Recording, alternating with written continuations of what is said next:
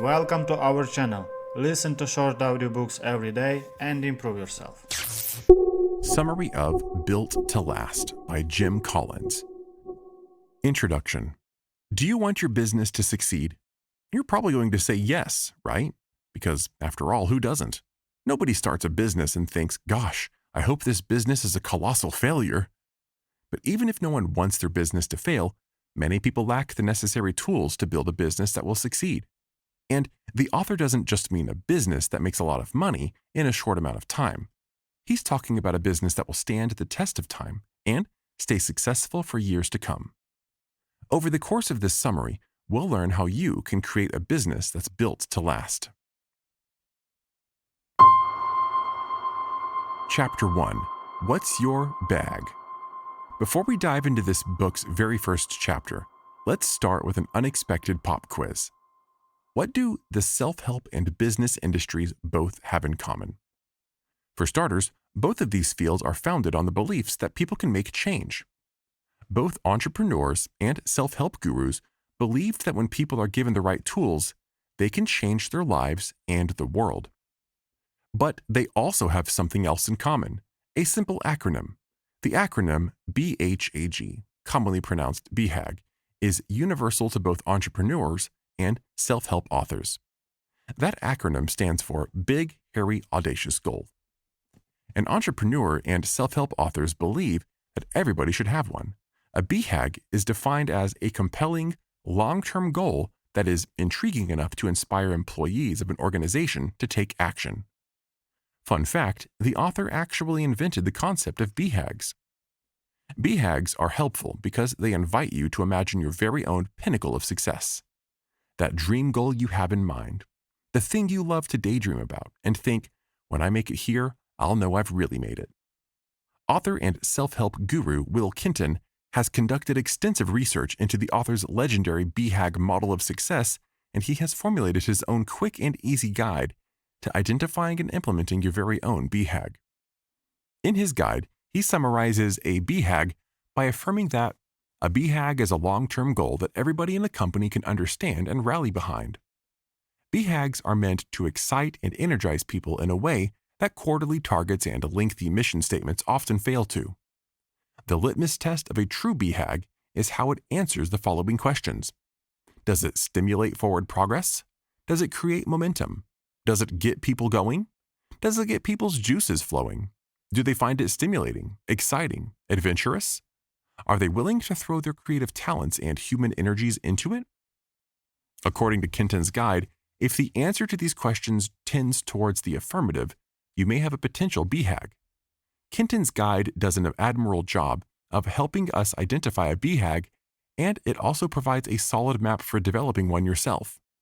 So, as you're developing the concept for your new business, spend some time thinking about your BHAG and ask yourself if it meets the criteria above.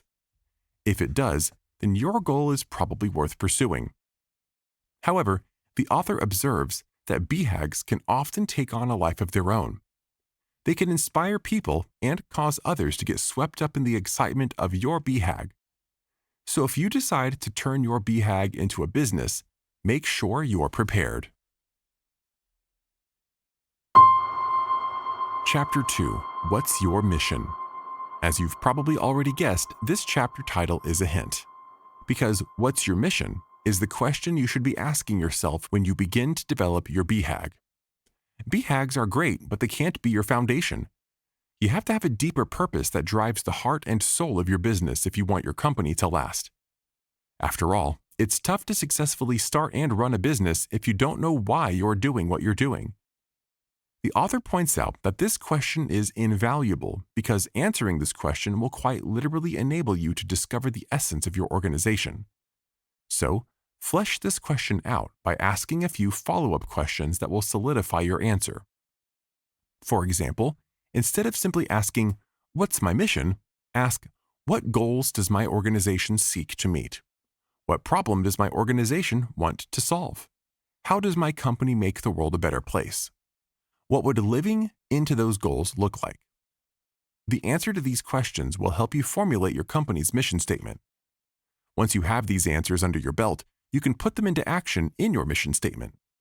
But as you do so, it's important to be intentional about your wording.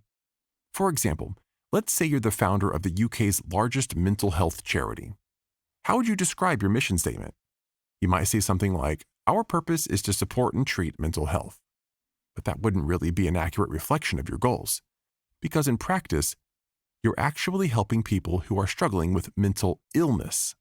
Treating mental health isn't really a thing, because if your mind is healthy, there's nothing to treat. Of course, in reality, mental health is something that everybody has to maintain, and it's important to maintain a healthy state of mind. But if your goal is primarily to treat people who are suffering with mental health disorders, it's important to be specific about your wording. So you could say that your purpose is to support and treat those who are struggling with mental illness. Or, alternatively, you might say that your organization promotes and encourages the development of mental health. This might sound obvious or a bit simplistic, but when you intentionally strive for clarity in your word choices, you can make a big difference in your organization's focus. To put this example into perspective, let's imagine how it would play out in real life. If your organization claims that its perspective is to treat mental health, then you're likely to devote the bulk of your time and resources to surface solutions that treat the minor stresses which impact our mental health. For example, you might provide people with encouraging words, positive statements, or suggestions to try a relaxing face mask or a bath bomb. But if your aim is to treat mental illness, then you're starting from a baseline that assumes people are truly suffering. And rather than offering them solutions that are designed to give healthy people a boost, you'll be providing them with treatment aimed at those who are ill. So the key takeaway from this chapter is to be clear with yourself and with those who are responsible for upholding your organization's values. After all, it's pretty tough to enforce a mission statement if you're not totally sure what it is.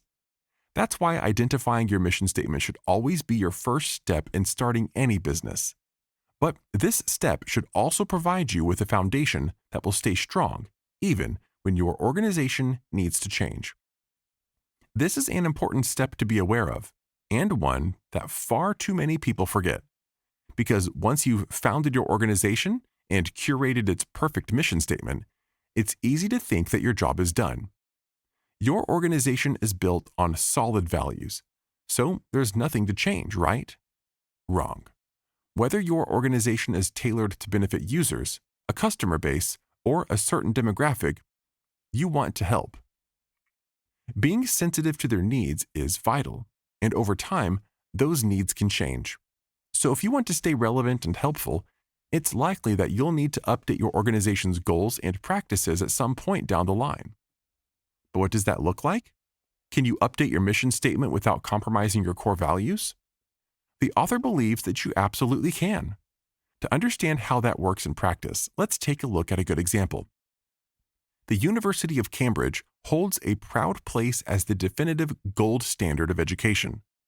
This is reflected in their university motto, Hinc lucem et pocula sacra, which means, "From this place we gain enlightenment." This motto has been in place since 1573, but it's pretty safe to say that the university's aims and practices have been updated a little since then. So in practice, this means that Cambridge may not employ the same methods it used in 1573, but their mission statement, to spread education and enlightenment, has remained the same. From their example, we can see that even if you update your practices to change with the times, a good mission statement can help you stay grounded. You may have to change a few things here and there, but your mission statement should always be the standard by which you measure your organization's accomplishments. Put simply, change is good. Change helps you to avoid stagnation and keeps it fresh. So don't be afraid to switch it up sometimes. Just remember to make decisions that are in line with your core values. Because if you do that, your choices will continue to be good ones, even if they get a facelift. Chapter 3. Plan for the results you want and take concrete action to achieve those results. What results do you want to see? Like some of the other questions we've explored in this summary, it's easy to assume that this one is a little overly simplistic, because when you're starting out with a new business, your initial dream results might be pretty simple. For example, maybe you just want your business to be profitable. If it's turning a profit at all, you're happy. Or maybe you want to connect with customers. You want people to love your business and to be satisfied with what you do. Both of these goals are pretty common desired results for a new business. But the author asserts that if you want your company to be built to last, you have to think about the big picture. You have to ask yourself what results you ultimately want 5, 10, or even 50 years from now. And the author believes that the answer to that question goes all the way back to your mission statement. So, developing your knowledge of your mission statement is easily the fastest and most effective way to determine the results you want. For example, if we return to our example about the mental health charity, we can say that your results might include reducing the suicide rate in your area, increasing the number of people who are referred for therapy, helping people access medication, or enabling your clients to lead a fulfilling and functional life. So if these are the results you hope to gain, your next steps become very clear. For example, you would work to ensure that programs are in place to meet each of these needs. You would monitor the programs and services you offer to determine their effectiveness. You would consider statistics, patient surveys, and reports from your various members of staff. And above all, you would adopt an attitude of constant growth that would motivate you to make changes when certain practices aren't working. Similarly, the author acknowledges that you should categorize your results by short-term goals and long-term goals. This will not only put your goals into perspective, it will make them more manageable and increase your chances of success. For example, reduce the rate of depression in England is an enormous goal. There is no way you could hope to accomplish it all at once or overnight. But if you broke down that goal into bite-sized chunks, you could focus on small steps to certain problems in specific areas of London. With consistency and time, this effort would pay off and result in the achievement of your ultimate goal. Managing your goals in this way is a big and helpful step, but it's not the last thing on your list. The last step the author suggests is to evaluate your results in 2 categories, quantitative and qualitative. Qualitative results are exactly what they sound like. They focus on examining the quality of your practices.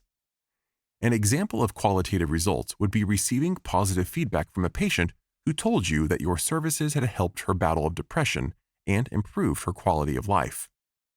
This would provide you with genuine and personal evidence of your work's effectiveness. Quantitative results, by contrast, are those which can be measured by statistics. They might be more boring than working with people, but they're just as valuable. That's because quantitative results can show you exactly how many people you're reaching, how much you've earned, and how effective your efforts are as measured by percentages and statistics. So, be sure to use both standards to analyze your results.